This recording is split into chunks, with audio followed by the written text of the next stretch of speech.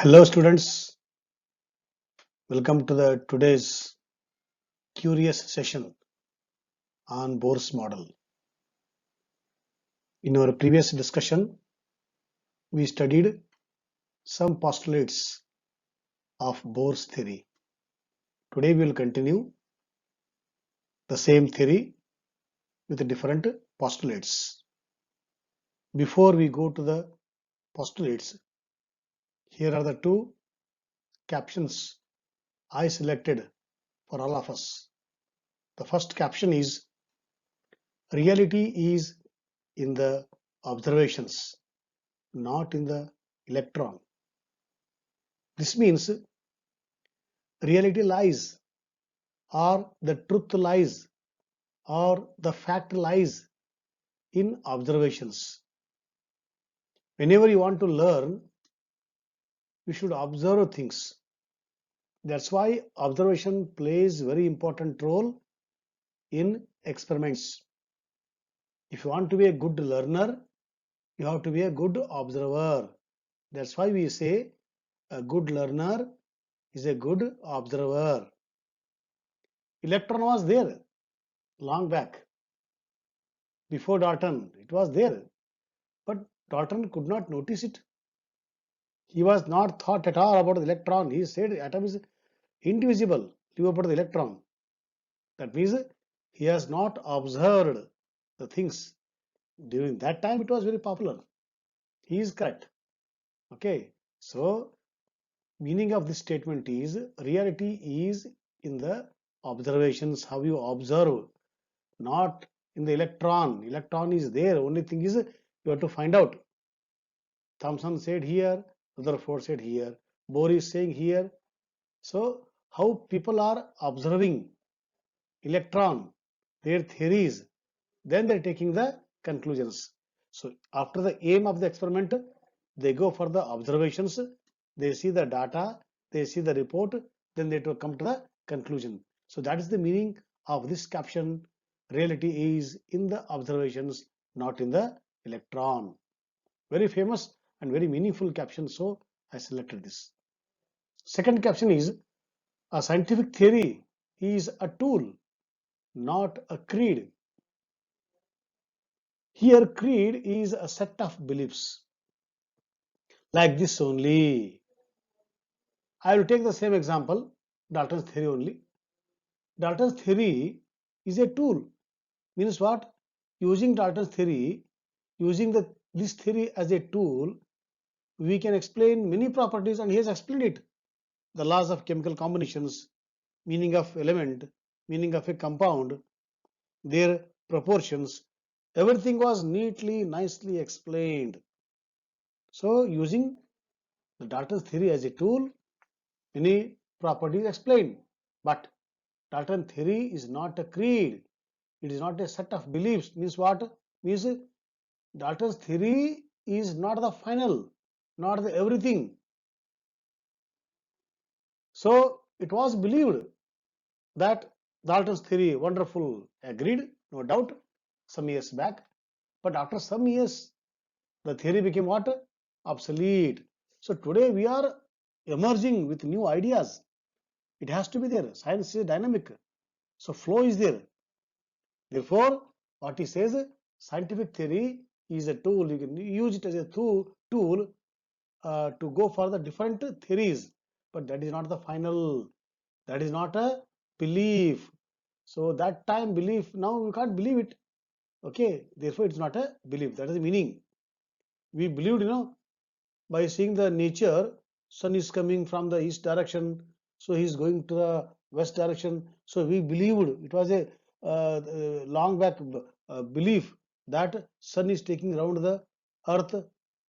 That time it was people were admired, but now sun is constant. We are taking around the sun. So believe. So it was a belief. That's why he says a theory is a tool, but it is not a creed. So I felt very interesting and meaningful. That's why I selected these two captions before we go for the Bohr's model. So Bohr's model postulates continued. Now, In the previous discussion, before we go for the postulate, let us calculate some important parameters. So in the previous video, we calculated radius. Now today we calculate velocity. For this we require this equation. mvr equal to nh upon 2 pi. Angular momentum of an electron is quantized.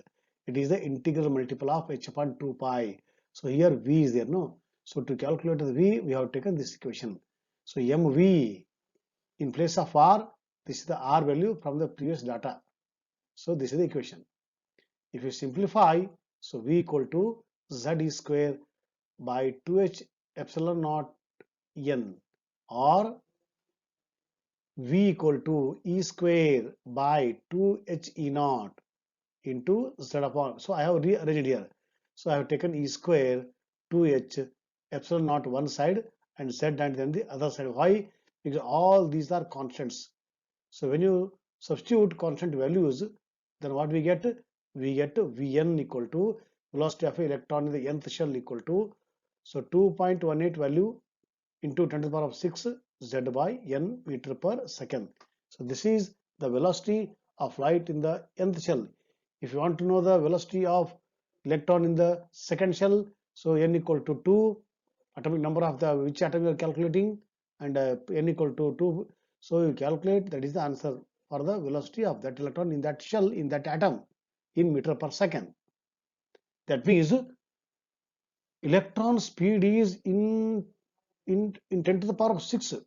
Means what? It is moving with a great speed. So I wrote here speed of an electron in the first shell. This is for hydrogen I have taken because z equal to 1, n equal to first shell. So speed of electron in the first shell of hydrogen equal to 2.18 into 10 to the power of 6 meter per second. So fast it is taking around the nucleus. Now let us calculate the speed of an electron in the second shell of hydrogen, n equal to 2. That time it becomes 1.09 into 10 to the power 6 meter per second. Here z equal to 1, n equal to 2. So this is the answer. Now you please compare these two. Speed of electron in the first shell, K shell, speed of electron in the L shell, second shell, it is decreasing or increasing? I told you to conclude. It is decreasing. As electron moves far away from the nucleus, its velocity decreases because it is losing the attraction power. As long as it is under the control of nucleus, it revolves around the nucleus at a great speed. As it moves far away, far away, far away, far away, it loses the control, thereby it goes in its own speed slowly. Okay, what happens afterwards? We'll see. Now this is regarding the energy. First was radius, second was velocity. Now this is the energy of an electron. It is actually energy of the shell. Because electron takes this shell, therefore it is taken as energy of the electron. If electron is in the n equal to 1, so that is the energy of the electron. Because electron is there in that energy level, energy shell, K shell, so we say energy of K shell. So energy of a shell is nothing but energy of electron present in that shell. Both are same because electron is in that shell. So energy of the shell is nothing but energy of the electron. Totally there are two types of energy on electron. One is kinetic energy because of movement.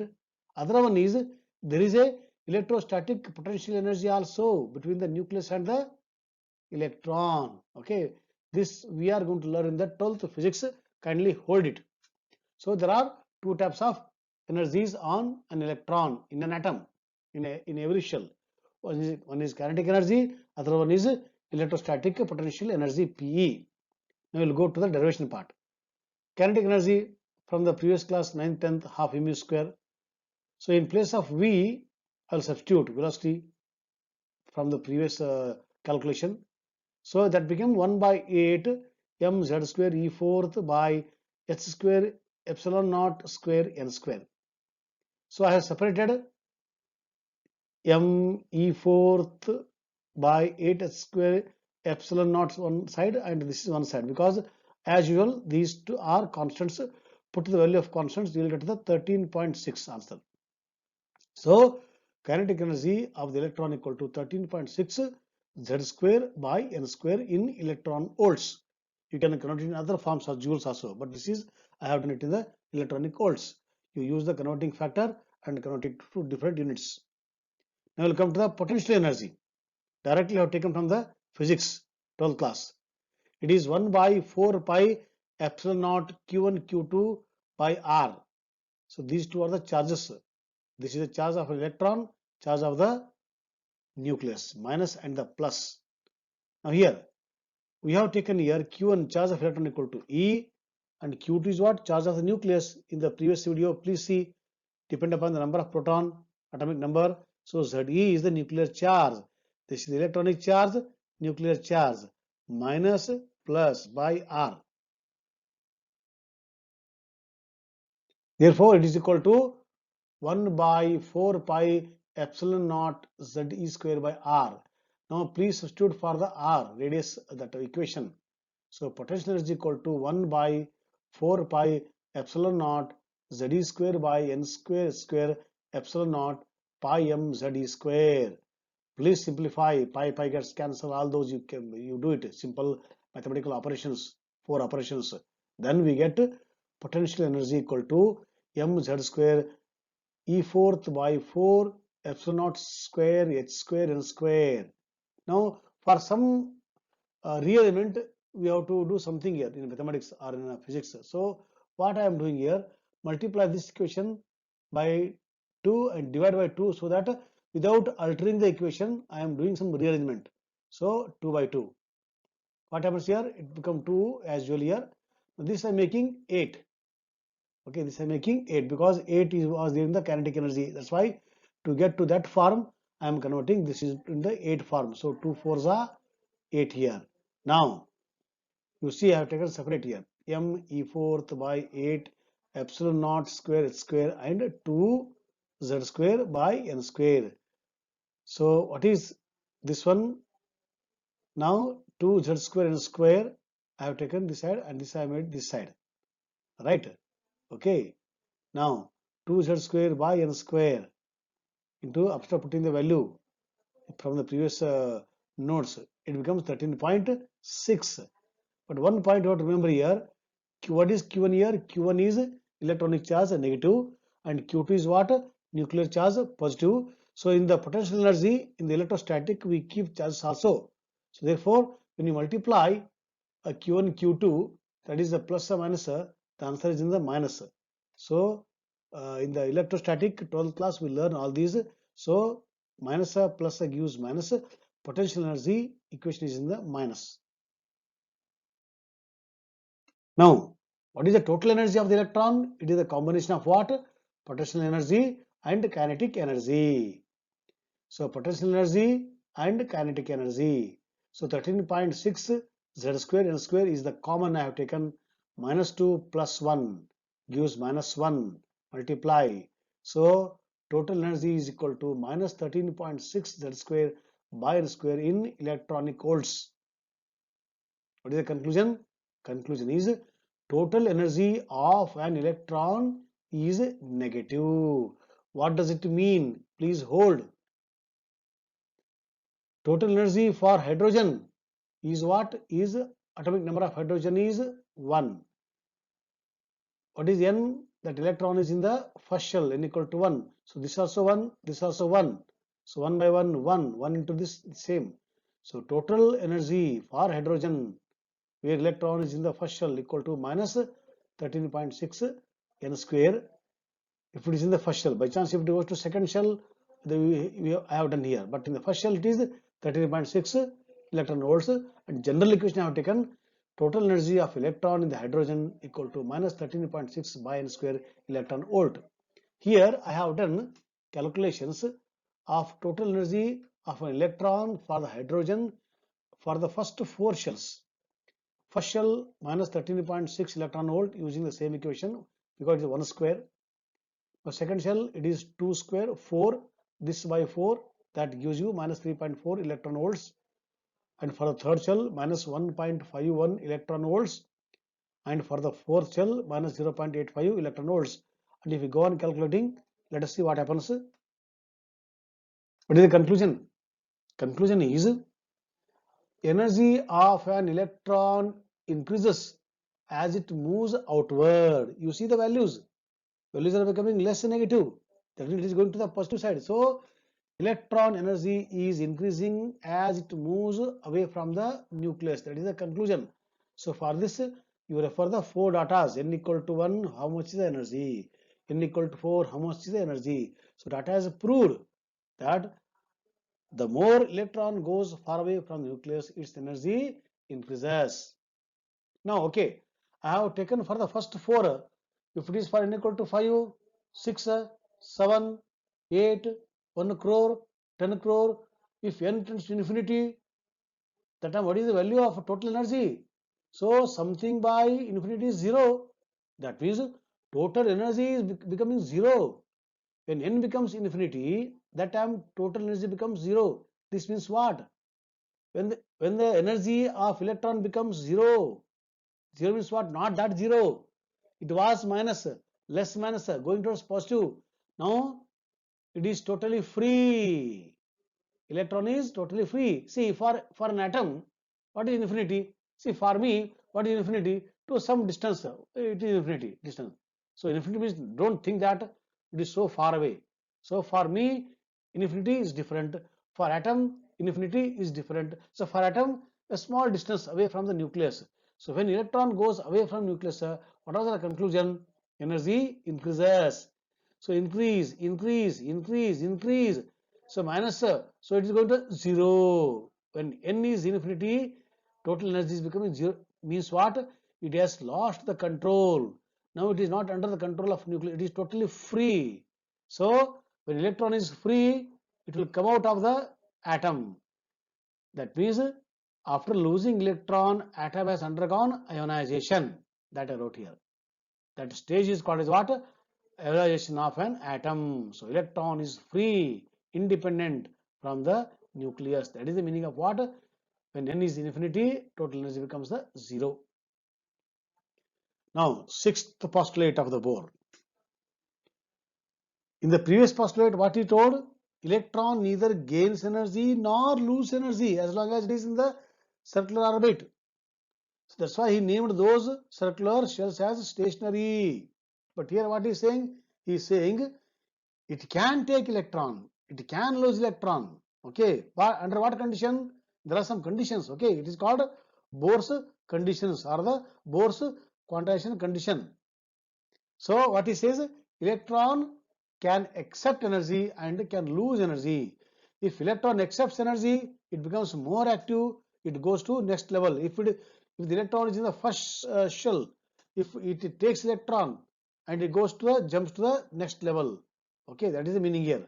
So after taking electron, after accepting electron, it jumps to the next level, higher level, and this is called as what? Excitation. I am very much excited. Gollad is very much excited. So like that we say no. Now when the electron loses energy, electron is in the now fourth shell.